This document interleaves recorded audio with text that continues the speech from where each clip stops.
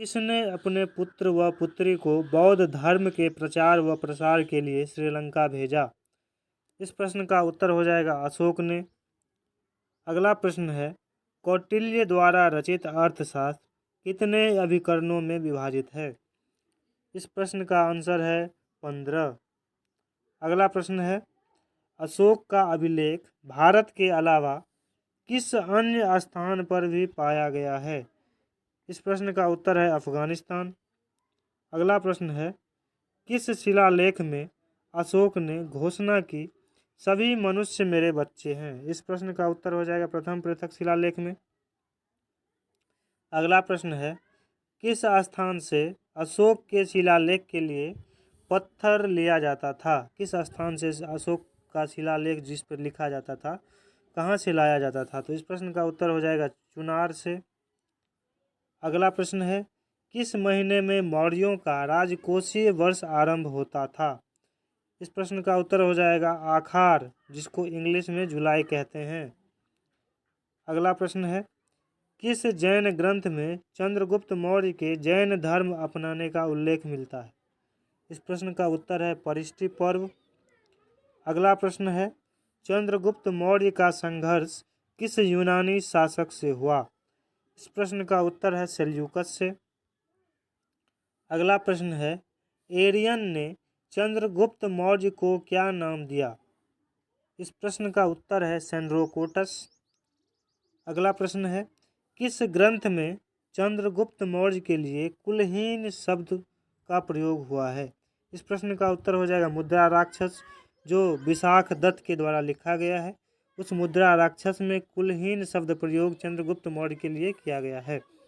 अगला प्रश्न है, किस ग्रंथ में दक्षिणी भारत के आक्रमणों का पता चलता है?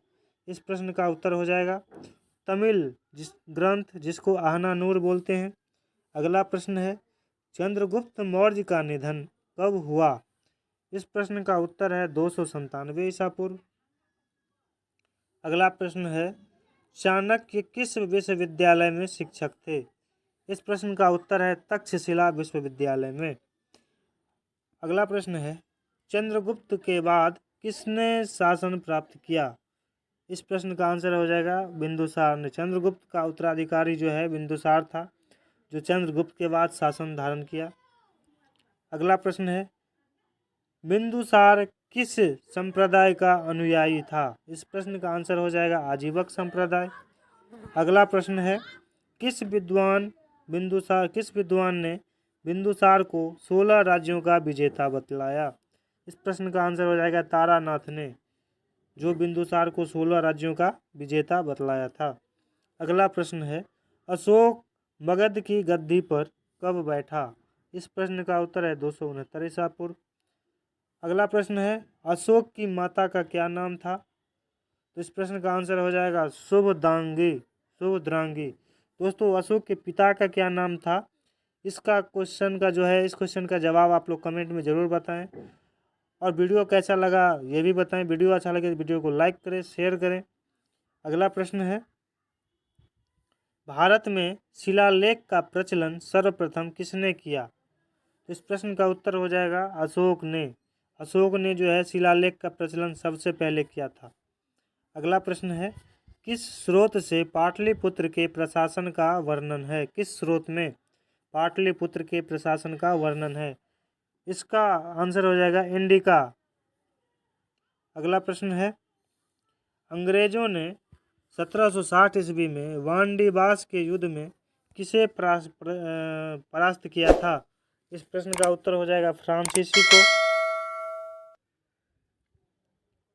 अगला प्रश्न है, जर्मनी का दीवार का निर्माण कब हुआ था? 1961 ईस्वी में प्रश्न का आंसर है। अगला प्रश्न है, किस वर्ष में सोवियत संघ रूस बना? इस प्रश्न का उत्तर है 1991 ईस्वी। अगला प्रश्न है, ईस्ट तिमोर पर किस देश ने शासन किया? इस प्रश्न का आंसर हो जाएगा इंडोनेशिया। दोस्तों, ये एक प्रश्न है, चीन का महान दीवार किसने बनवाया था? इस प्रश्न का आंसर आप लोग कमेंट में बताएं। चीन के महान दीवार का निर्माण किसने करवाया था?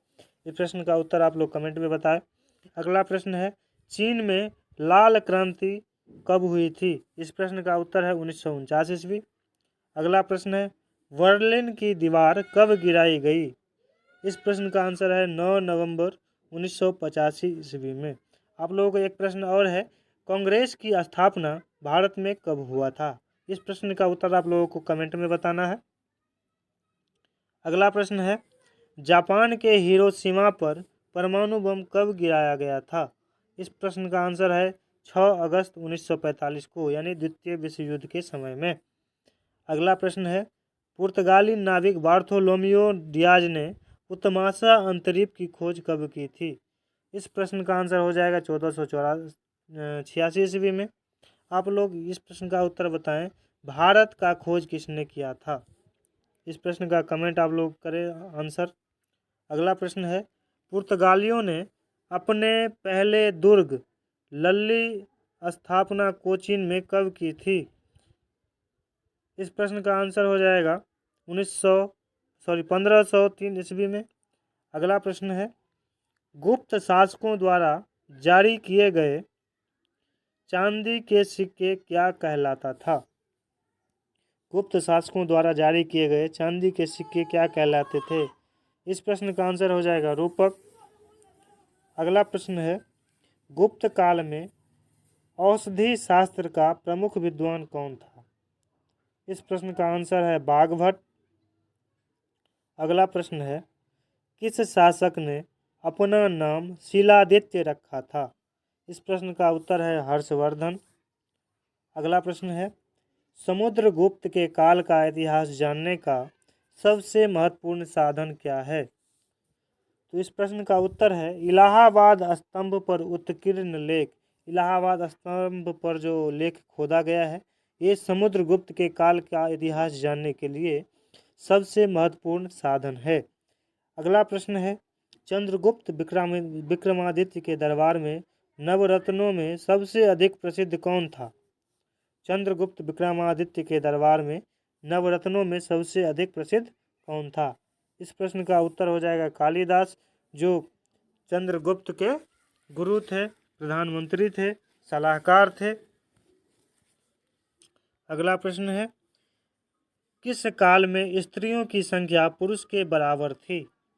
इस प्रश्न का उत्तर हो जाएगा गुप्त काल। गुप्त काल में स्त्री और पुरुष की संख्या जो है बराबर बराबर थी।